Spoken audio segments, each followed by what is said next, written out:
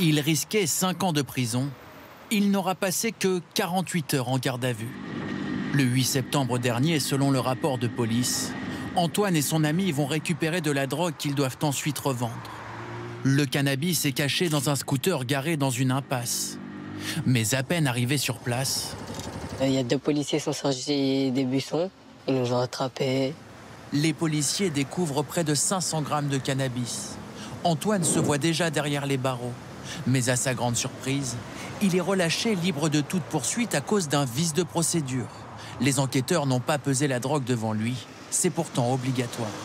J'étais surpris. J'avais pas compris au début ce qui se passait. Ouais, ils ont fait une bêtise. Hein. Sa liberté, Antoine la doit à cet avocat. Bonjour, monsieur. Défendre des dealers, il en a fait sa spécialité. Ce jour-là, il reçoit un client soupçonné d'avoir importé 500 kilos de cocaïne aux Pays-Bas. Son avocat lui a été conseillé par des membres de son réseau. Quand tu travailles avec lui, tu peux voir qu'il est vraiment investi. C'est un tigre. Il est de très bons conseils. C'est ce qui fait sa réputation. Maître Coraitem est devenu une star chez les dealers. Il représente désormais 2 tiers de sa clientèle. Avec un marché de la drogue en plein essor, a-t-il trouvé le bon filon? Je ne vois pas les choses de cette façon-là. Je ne suis jamais allé démarcher des trafiquants de stupéfiants. Voilà. Son activité est devenue si importante qu'il a dû recruter. 4 collaborateurs l'ont rejoint ces 2 dernières années. Et vous aviez quelque chose à voir avec moi? Oui, Cette avocate n'a pas été embauchée au hasard. Sa spécialité, déceler un vice de procédure au premier coup d'œil. Dans le dossier de ces 2 hommes arrêtés avec 2 kilos de cannabis, il lui aura fallu seulement 20 minutes. Est-ce que vous avez conscience qu'en cherchant la petite bête, des fois, vous faites annuler des mois d'enquête des policiers? Moi, j'ai aucun problème avec le fait de faire annuler des procédures. C'est mon métier. C'est aux policiers d'être vigilants sur l'application stricte de la procédure pénale. Ces vices de procédure font désormais les gros titres.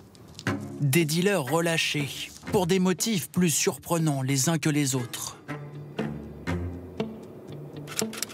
La police a posé des balises en urgence, sans autorisation écrite. Une simple vérification de fichier n'a pas été réalisée dans les normes. Le chien a mangé une partie des 25 kilos de cannabis. Les trafiquants libérés pour vice de procédure sont-ils de plus en plus nombreux? Il n'existe aucun chiffre officiel selon le ministère de la Justice. Cette juge se dit inquiète. Elle fait désormais face à des armées d'avocats de plus en plus performants, qui possède, à l'entendre, un allié de taille avec ce livre rouge.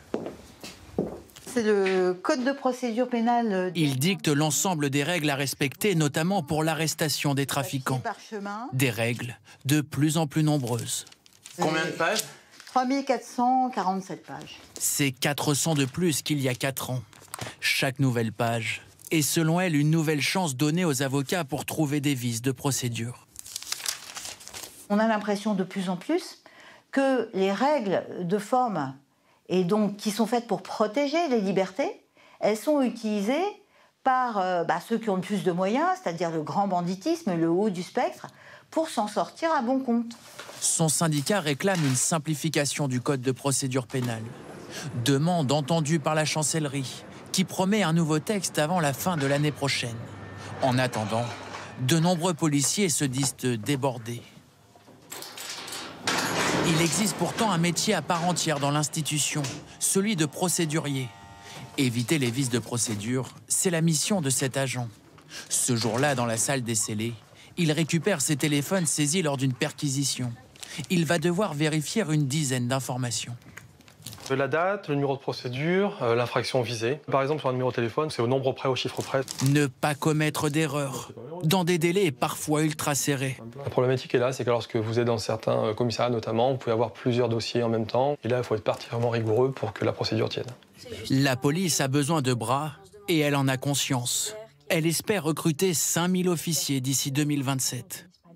On tend à alléger le stress des enquêteurs pour l'avenir. On va limiter les risques d'erreur des procédures. L'an dernier, 36 000 personnes ont été interpellées dans le cadre du trafic de stupéfiants.